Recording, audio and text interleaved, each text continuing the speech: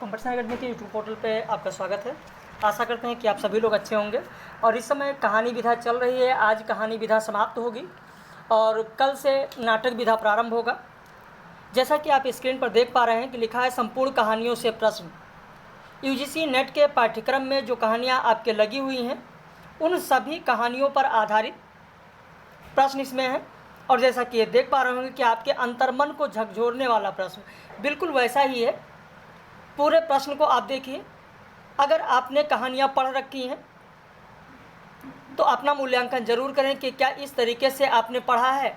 अगर इतनी गहराई से प्रश्न दिया जाए तो क्या आप ऐसे प्रश्नों को कर पाएंगे या कहाँ पर आप गलती करते हैं तथ्यों को समझने में। तो ये सारी चीज़ आप यहाँ पर देखें। अगर आप चैनल पर नए हैं, पहली बार देख रहे हैं, तो चैनल को ज़रूर सब्सक्राइब कर लीजिए ताकि जो भी वीडियो पब्लिश किया जाए उसका नोटिफिकेशन आपको मिल सके। तो आइए शुरू करते हैं आज के इस महत्वपूर्ण प्रश्न को। फणीश्वरनाथ रेणु के जीवन की पहली कहानी कौन सी है? रिजल्ट, बट बाबा, ठेस, संवदिया। अब अगर इस प्रश्न को दिया जाए तो मुझे लगता है कि जिनको नहीं पता होगा वो ज़्यादातर लोग लगाएंगे बट बाबा, क्योंकि फणीश्वरनाथ रेणु की पहली कहानी है बट बाबा जो विश्वामित्र पत्रिका में प्रकाशित हुई थी। लेकिन यहाँ पर दिया गया कि फणीश्वरनाथ रेणु के जीवन की पहली कहानी कौन सी है।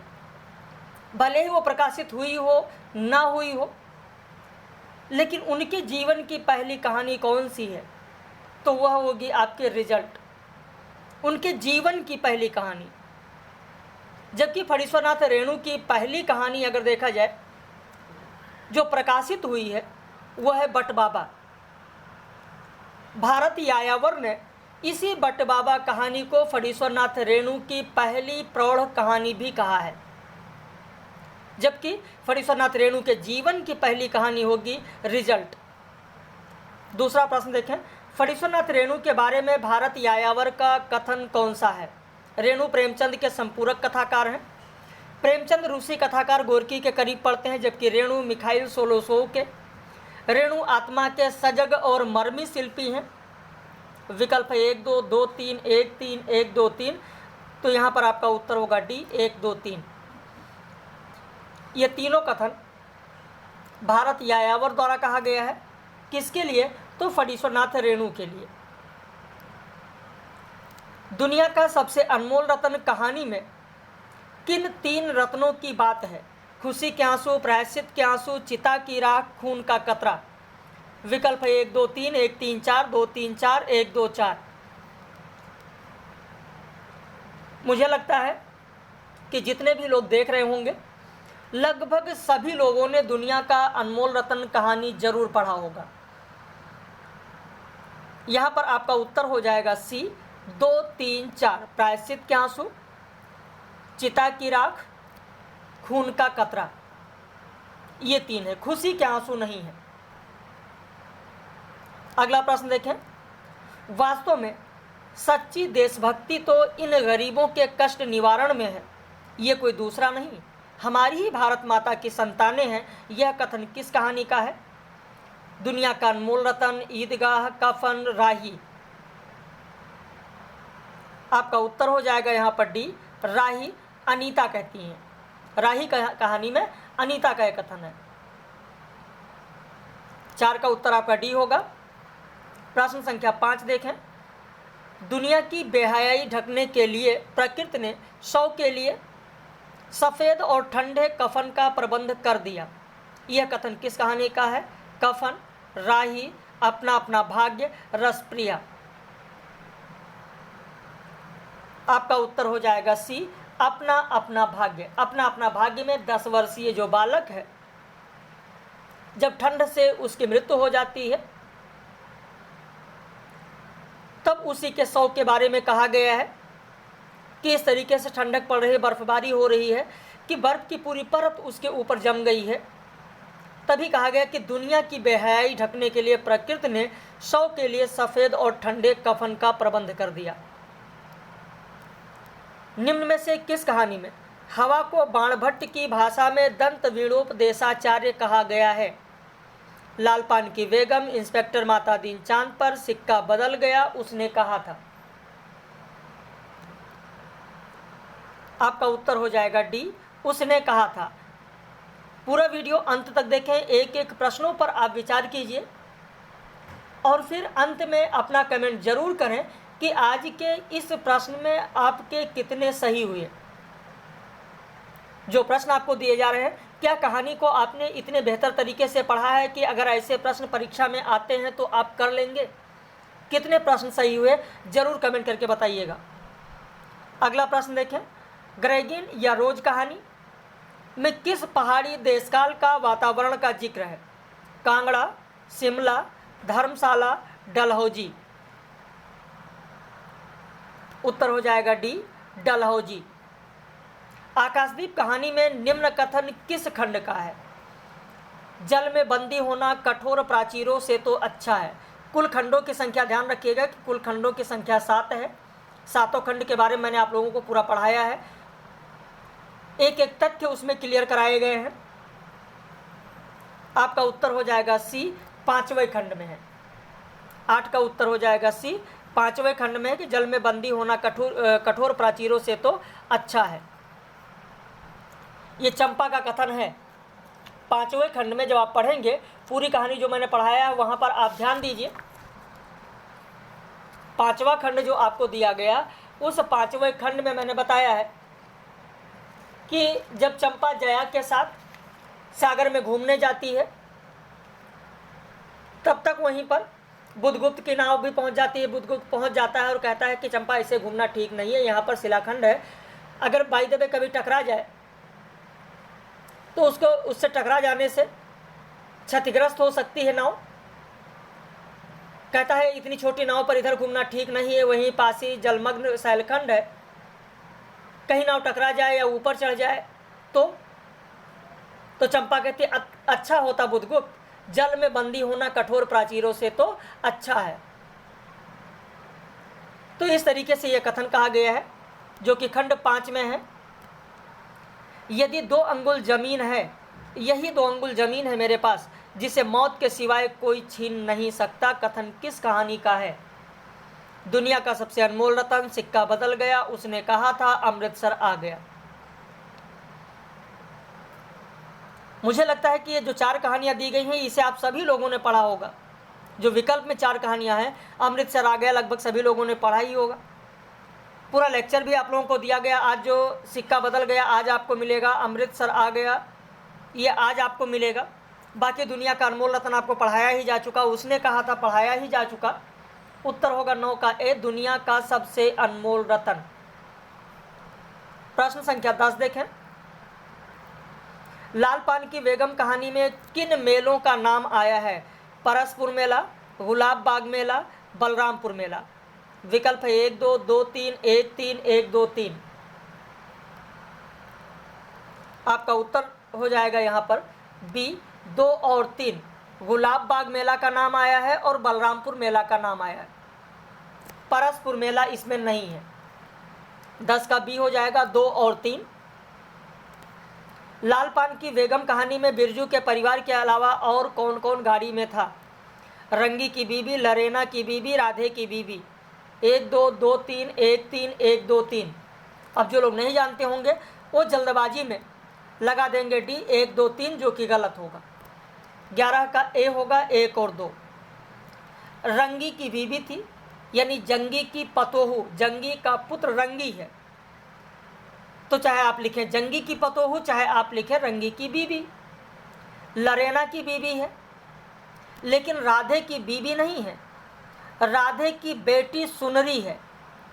गाड़ी में राधे की बेटी सुनरी है, राधे की बीबी नहीं है। तो आपका उत्तर हो जाएगा 11 का ए, 1 और 2। लाल पान की बेगम कहानी में चंदा की चांदनी गीत कौन कौन गाता है?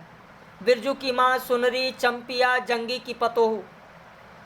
1 2 3 2 3 4 1 3 4 1 2 3 4। आपका उत्तर हो जाएगा बी, 2 3 4। बिरजू की माँ कहती है कि गांव में बाइस्कोप का जो गीत है वो गाइए आप लोग। तो जिनमें से चंपिया और सुनरी को गाने को कहती हैं और कहती हैं गाइए, जहाँ भूलेंगी बगल में मास्टरनी जी बैठी हैं बताएंगी ना। तो सुनरी और चंपिया गाना शुरू करती हैं, लेकिन बाद में देखती हैं बिरजू की माँ कि जंगी की पतोहू भी धीरे धीरे सुरीली आवाज़ में गा रही है। तो सुनरी, चंपिया और जंगी की पतोहू गा रही हैं, बिरजू की माँ नहीं गा रही हैं। आपका उत्तर होगा 2, 3, 4। तीसरी कसम कहानी में हीरामन के अंदर पुरानी लालसा क्या थी? एक, विवाह करके सुखी जीवन व्यतीत करना, हीराबाई जैसी बीवी के साथ जीवन निर्वाह करना, महुआ घटवारिन जैसी प्रेम कथा गढ़ने की, रेलगाड़ी पर सवार होकर गीत गाते हुए जगन्नाथ धाम जाना। उत्तर हो जाएगा डी, रेलगाड़ी पर सवार होकर गीत गाते हुए जगन्नाथ धाम जाना। 13 का उत्तर आपका डी होगा। अपनी प्रतिक्रिया जरूर व्यक्त कीजिएगा। मैं बार बार कहता हूं कि अपनी प्रतिक्रिया आप लोग व्यक्त करें। और जो वीडियो पब्लिश है, जितने भी हमारे पेड मेंबर्स हैं, वो ज़रूर ध्यान दें कि वीडियो को ज़्यादा से ज़्यादा आप लोग शेयर किया करें, ताकि और भी जो हिंदी साहित्य के विद्यार्थी हैं उनको भी इसकी मदद मिल सके, उनको भी थोड़ी बहुत सहायता मिल सके। और जिन लोगों का अभी एडमिशन हुआ है नए बैच के लिए, वो लोग ज़रूर ध्यान दें कि कॉपी पेन लेकर बैठा करें, जो चीज़ें अलग से है बताई जाए उसे लिख सकें। इंस्पेक्टर मातादीन चांद पर कहानी में चांद के प्रधानमंत्री ने भारत के प्रधानमंत्री को पत्र में क्या लिखा? मातादीन की सेवाएं हमें प्रदान करने के लिए धन्यवाद। अब आप उन्हें वापस बुला लीजिए। हम भारत को मित्र देश समझते थे, आपने हमारे साथ मित्रवत व्यवहार किया, धन्यवाद इसके लिए। 1 2 3 2 3 4 1 3 4 1 2 3 4। उत्तर हो जाएगा ए 1 2 3। तीसरे वाले कथन से आप ध्यान दीजिए, हम भारत को मित्र देश समझते थे। अगर ये हो जाता कि मित्र देश समझते हैं, तब तो चौथा आपका सही हो जाता, सही कर सकते थे, आप सोच सकते थे, विचार कर सकते थे इस पर कि आपने हमारे साथ मित्रवत व्यवहार किया, धन्यवाद। लेकिन अगर यह लिखा कि हम भारत को मित्र देश समझते थे, इसका मतलब कहीं ना कहीं कोई गड़बड़ हुआ है। मित्रवत व्यवहार नहीं बल्कि शत्रुवत व्यवहार किया है। तो इसलिए 1 2 3 सही है, चौथा गलत है, मित्रवत नहीं शत्रुवत व्यवहार किया है। अगला प्रश्न देखें, सिक्का बदल गया कहानी में साहनी को अपना घर क्यों छोड़ना पड़ा? क्योंकि सांप्रदायिक दंगों और विभाजन के कारण विस्थापित किया गया। शेरा ने साहनी को घर छोड़ने के लिए धमकाया था। बेंगू पटवारी और मस्जिद के मुल्ला इस्माइल साहनी को प्रताड़ित कर रहे थे। साहनी के कामगारों ने साहनी के घरों पर कब्जा कर लिया था। उत्तर हो जाएगा ए, पहला होगा। सांप्रदायिक दंगों और विभाजन के कारण विस्थापित किया गया था, इसलिए साहनी को घर छोड़ना पड़ा। क्योंकि कहते नहीं कहानी में, साहनी साहनी सुनो ट्रकें आती हैं। तो ट्रकें आती हैं किसको? इन लोगों को लेने के लिए। यानी विभाजन के बाद जो विस्थापन हुआ है हिंदुस्तान और पाकिस्तान में, उस विस्थापन के कारण इन्हें अपना घर छोड़ना पड़ा। अगला प्रश्न, चीफ की दावत कहानी में चीफ कहाँ के निवासी थे? Britain, England, Africa, America. उत्तर हो जाएगा डी, अमेरिका। अमृतसर आ गया कहानी में कथाकार कहाँ जा रहा था? दिल्ली के रामलीला मैदान में, दिल्ली में गणतंत्र दिवस समारोह में, दिल्ली के जॉर्ज पंचम का दिल्ली दरबार देखने, दिल्ली में स्वतंत्रता दिवस समारोह देखने। उत्तर हो जाएगा डी, दिल्ली में स्वतंत्रता दिवस समारोह देखने के लिए। प्रश्न कैसे लग रहे हैं जरूर अपनी प्रतिक्रिया व्यक्त कीजिएगा, जरूर बताइएगा। परिंदे कहानी में जूही का भाई कहाँ रहता है जिसका पत्र आया है? उत्तर हो जाएगा डी, झांसी में रहता है। पिता कहानी में पिता 35 वर्षों से किसका वाचन करते रहे हैं? हनुमान चालीसा, रामायण, गीता, गायत्री मंत्र। 1 2 2 3 1 2 1 3 2 3 2 4। उत्तर हो जाएगा सी, 2 और 3। राजा निर्बंसिया में किसका जिक्र है? जमुना सुनार, बंसी किराने वाला, सुदर्शन दर्जी, रामराज पंजाबी। 1 2 3 2 3 4 1 3 4 1 2 3 4। कई सारे लोग मैंने देखा है कि जल्दबाजी में ऐसे प्रश्न जब आते हैं तो उसे गलत कर देते हैं। बिल्कुल भी आपको जल्दबाजी करने की ज़रूरत नहीं है, डी नहीं होगा। ध्यान दीजिए, जब राजा निर्बंसिया में चंदा के विवाह को 6 वर्ष हो चुका है। अब उसे कुछ बाल बच्चे की उम्मीद है, बच्चा होने वाला है 6 वर्ष बाद। तो मोहल्ले में और उसकी चाची सब ये कहते हैं कि चंदा को बच्चा होने वाला है 6 वर्ष बाद, और ये किसका बच्चा है, बहुत सारे लांछन लगाए जाते हैं। और तब का ये जिक्र है कि मोहल्ले में सभी ने सुना कि चंदा के बच्चा होने वाला है। इस तरीके की खबर फैल गई। जमुना सुनार ने सुना, बंसी किराने वाले ने सुना, सुदर्शन दर्जी ने सुना। रामराज पंजाबी नहीं, हंसराज पंजाबी है, इसलिए आपका 1, 2, 3 होगा, चौथा नहीं होगा। रामराज पंजाबी नहीं बल्कि हंसराज पंजाबी है। तो भी इसका उत्तर हो जाएगा ए, 1, 2, 3 ना कि डी। कई लोग डी लगाते हैं जल्दबाजी में, तो ऐसा बिल्कुल भी ना करें। पहले समझें कि क्या दिया गया है। कानों में कंगना कहानी में किरण को क्या क्या कहा गया। हेमंत की मालती, इंद्र की सची, दुष्यंत की शकुंतला। 1, 2, 2, 3, 1, 3, 1, 2, 3। यहाँ पर भी जिन लोगों ने अच्छे से गहन अध्ययन नहीं किया होगा वह डी लगाएंगे, जो कि गलत है। उत्तर होगा सी, 1 और 3। इंद्र की सची नहीं कहा गया है। हेमंत की मालती से तुलना किया गया, दुष्यंत की शकुंतला से किया गया। तो उत्तर हो जाएगा 1 और 3। इसके बाद अगले प्रश्न पर आते हैं। लेकिन अगले प्रश्न पर आने से पहले आपको बता दें कि जो नए लोग हैं इस वीडियो को देख रहे हैं उनके लिए बता दें, जो पहली बार देख रहे हैं। आज अभी 17 अगस्त है। कल 18 अगस्त यानी 18/8/2023 से नाटक विधा का नया बैच प्रारंभ हो रहा है, जिसके लिए रजिस्ट्रेशन जारी है। इच्छुक अभ्यर्थी शुल्क जमा करके एडमिशन ले सकते हैं। अभी शुल्क में छूट दिया गया। जब जब नया बैच शुरू होता है हर यूनिट से, तो प्रारंभ में 2-3 दिनों के लिए शुल्क में छूट दिया जाता है। तो अगर आप भी जुड़ना चाहते हैं तो यहाँ पर आप हमारा नंबर लिख लीजिए या स्क्रीनशॉट ले लीजिए। अगले प्रश्न पर आते हैं। बस 1 मिनट का समय लगेगा, बता दें लोगों को। इस नंबर को आप लिख लीजिए या स्क्रीनशॉट ले लीजिए, 8052584004।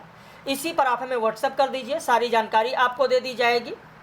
आप चाहे एमपी सेट के लिए जुड़ना चाहते हैं, यूजीसी नेट दिसंबर के लिए जुड़ना चाहते हैं, या आरपीएससी या टीजीटी पीजीटी जैसी परीक्षाओं के लिए जुड़ना चाहते हैं।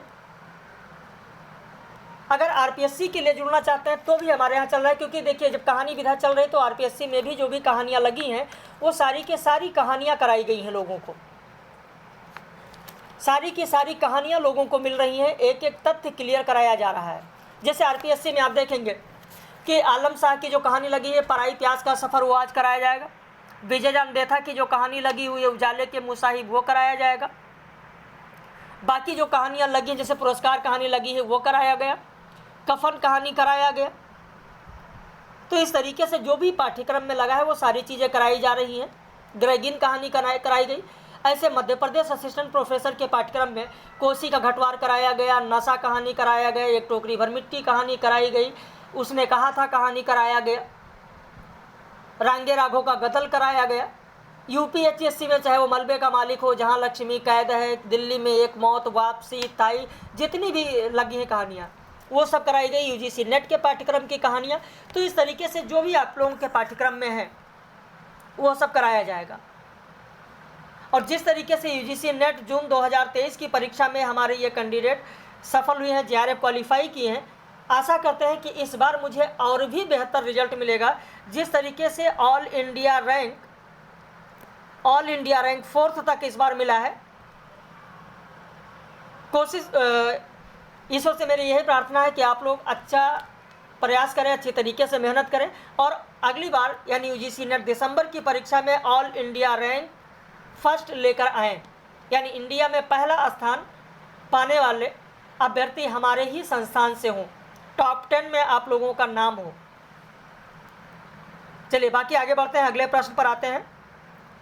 दुलाई वाली कहानी के बारे में सत्य कथन कौन सा है? बंसीधर का घर बनारस में और ससुराल इलाहाबाद में है। बंसीधर की पत्नी की एक बहन सीता है। बंसीधर की पत्नी के एक भाई हैं। बंसीधर की माता हरी चूड़ी और आधे सर तक सिंदूर लगाती हैं। प्रश्न संख्या 22। इसमें से कौन सा कथन सही है? सही कथन कौन सा है? उत्तर हो जाएगा डी, 2 और 3 सही है। 2 और 3 सही है। अब आप कहेंगे सर पहला क्यों गलत है? पहला इसलिए गलत है क्योंकि बंसीधर का घर इलाहाबाद में है और ससुराल बनारस में है, इसलिए पहला गलत है, उल्टा लिखा है। चौथा आप कहेंगे क्यों गलत है? तो चौथा इसलिए गलत है क्योंकि बंसीधर के ससुराल में बंसीधर की साली सीता है, उनका साला है, उनकी सास है, ससुर नहीं है, ससुर का देहांत हो चुका है। और जब ससुर का देहांत हो चुका है यानी सास विधवा है, तो सास हरी चूड़ी कहाँ पहनेंगी? सास जब विधवा है तो आधे सर तक सिंदूर जो लिखा है ये कहाँ लगाएंगी? खुद सोचिए आप लोग। तो कहानी जब अच्छे से पढ़ेंगे तभी ऐसे तथ्यों को आप कर पाएंगे। तो उत्तर हो जाएगा 2 और 3 सही है। चंद्रदेव से मेरी बातें कहानी में किसके लिए कहा गया है कि बेचारी के भाग्य में विधाता ने दासी वृत्ति ही लिखा था? शिक्षा के लिए, प्रशासन के लिए, बिजली के लिए, रोजगार के लिए? उत्तर हो जाएगा सी, बिजली के लिए कहा गया है। निम्न कहानियों और प्रकाशन पत्रों का सुमेलित जोड़ा कौन सा है? रसप्रिया कहानी निकष पत्रिका में प्रकाशित हुई, लाल पान की बेगम कहानी कहानी पत्रिका में प्रकाशित हुई, तीसरी कसम कहानी अपरंपरा पत्रिका में प्रकाशित हुई। आपका उत्तर हो जाएगा डी, 1, 2, 3 तीनों सुमेलित है। अपना अपना भाग्य कहानी में 10 वर्षीय बालक का घर नैनीताल से कितनी दूर था? उत्तर हो जाएगा बी, 15 कोस दूर था। तो इस तरीके से आज आपको ये 25 प्रश्न दिए गए।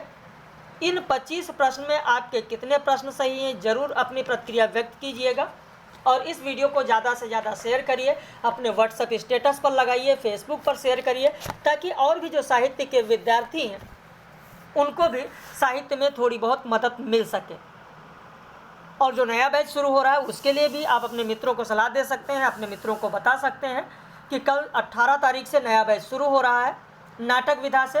पहले नाटक का विकास होगा, फिर आपके पाठ्यक्रम में जो नाटक लगे हैं वो कराए जाएंगे, चाहे वो यूजीसी नेट में हो, चाहे मध्य प्रदेश असिस्टेंट प्रोफेसर में हो, राजस्थान असिस्टेंट प्रोफेसर में हो, झारखंड, छत्तीसगढ़, राजस्थान या हरियाणा कहीं के असिस्टेंट प्रोफेसर के पाठ्यक्रम में हो, वो सारी के सारे नाटक कराए जाएंगे। ऐसे जब निबंध होगा तो हर जगह के पाठ्यक्रम में जो निबंध होंगे वो सारे कराए जाएंगे।